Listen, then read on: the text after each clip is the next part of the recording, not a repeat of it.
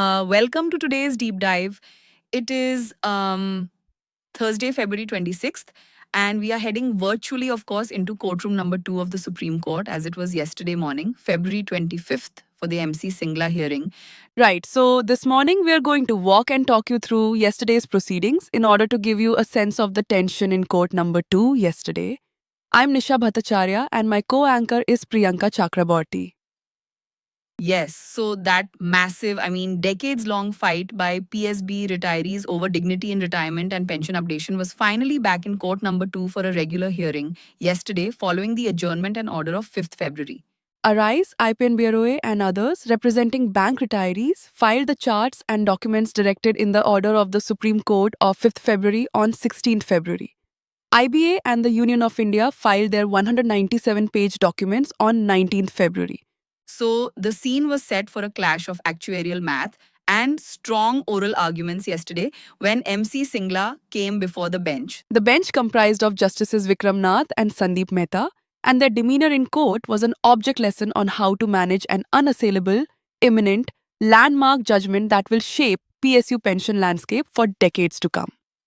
And the big question for you listening is, was this the day the stalemate actually ended? Our mission today is to unpack this huge clash between statutory regulations and, well, financial reality. Because if you zoom out, that is exactly what this is. You have the rule book on one side, what the law says needs to happen, and then the checkbook on the other, what the banks say will happen if they actually pay up as they must. Right? So we are looking at court transcripts, procedural summaries, and the actual affidavits filed by the Indian Banks Association. Justices Vikram Nath and Sandeep Mehta were presiding on February 25th. Yeah, they were. Did the IBA actually bring the data they were directed to? Well, they brought the receipts. Yeah, about 200 pages of them were formally taken on record yesterday. They filed affidavits, they filed year-wise pension charts. It's just a huge data dump, a tactic known as papering the opposition, literally burying the petitioners and the court under a forest of paper, making litigation prohibitively expensive and time consuming. Exactly, literally the night before. But here is the fascinating part. The petitioners, who were represented by Dr. Manish Singhvi, they took one look at that massive IBA and GOI data dump and basically said, "Thank you for proving our point."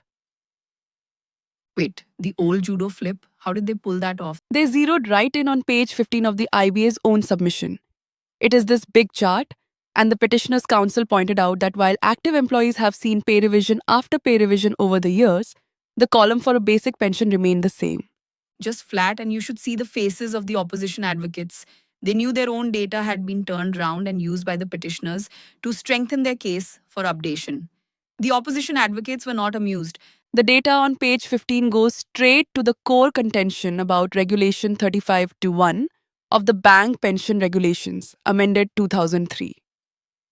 Right now, the data showed pension is only calculated on basic pay plus dearness allowance. Okay, but I have to play devil's advocate here for a second.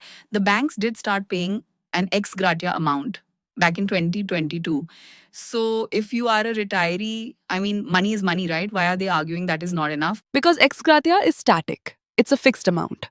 Think of Regulation 35-1 as an inflation promise. It is a formula that is supposed to update the pension structure to keep up with the modern economy.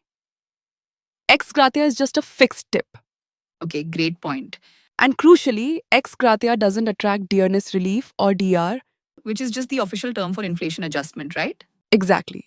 So every year that passes, that ex gratia payment buys you less and less. The retirees are seeking parity with the RBI and central government formulas, which actually grow with the cost of living. So they are basically saying the rule book promised a formula, not a handout. Precisely. The rule book that was gazetted, meaning it was passed into law by Parliament. What is the defense from the respondents then? Are the IBA and Punjab National Bank denying the rule exists? No, their defense is much more pragmatic. It is the solvency defense, or to put it bluntly, the too broke to follow the rules defense. That feels like a risky move in the Supreme Court. It is risky. After all, Justice Vikram Nath in open court more or less stated on February 5th that any argument for non-payment is irrelevant. He said, and I quote, "If the regulations mandate payment, the banks must pay as per the rules," unquote. But they are using those same 200 pages of data to show the court the sheer scale of the financial burden.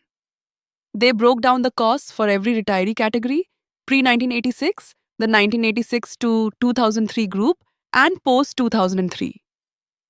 So they are showing the math. Right? They are arguing that the cost of a full statutory update is astronomical. They are telling the bench, if we do what the petitioners ask, we wreck our balance sheets entirely. Okay. So you have the smoking gun chart on one side proving pensions are stagnant, and this huge financial stress warning on the other. Did Justices Nath and Mehta pick a winner yesterday? Not yet. But it was clear the justices were underwhelmed by the arguments of the banks and the union. It appears the bench took the bank's bankruptcy warning for exactly what it was, a go big or go home theatrics by the respondent. As listeners are aware, the hearing did not conclude in a full disposal or verdict. The case has been adjourned and is tentatively listed for 12 March 2026. The reason for the adjournment was practical. Mr. Mehta, the counsel for PNB, requested more time. He argued that because so much material was placed on record so quickly, he needs time to study them before making his final argument. So, we are back in limbo, but only briefly. What's undeniable is that we're fast approaching the end game in the MC Singla saga. The case remains officially part heard. The bench granted the adjournment, but they were very firm on the schedule. They fixed the exact date for the continuation of final arguments. It is Thursday, March 12, 2026. That is just a couple of weeks away. Right? And the bench appeared to acknowledge the factual disparity yesterday. They see that the updation hasn't happened as pleaded. Now they just need to hear the full financial defense. Which brings us to the big takeaway for you listening. This is not just a math problem, it is being framed by the banks and the Union of India as a battle between legal entitlement and economic feasibility. But going by the judge's statements in open court yesterday and on 5th February, the banks and the union are clearly pushing the Krishna's butterball up a steep incline.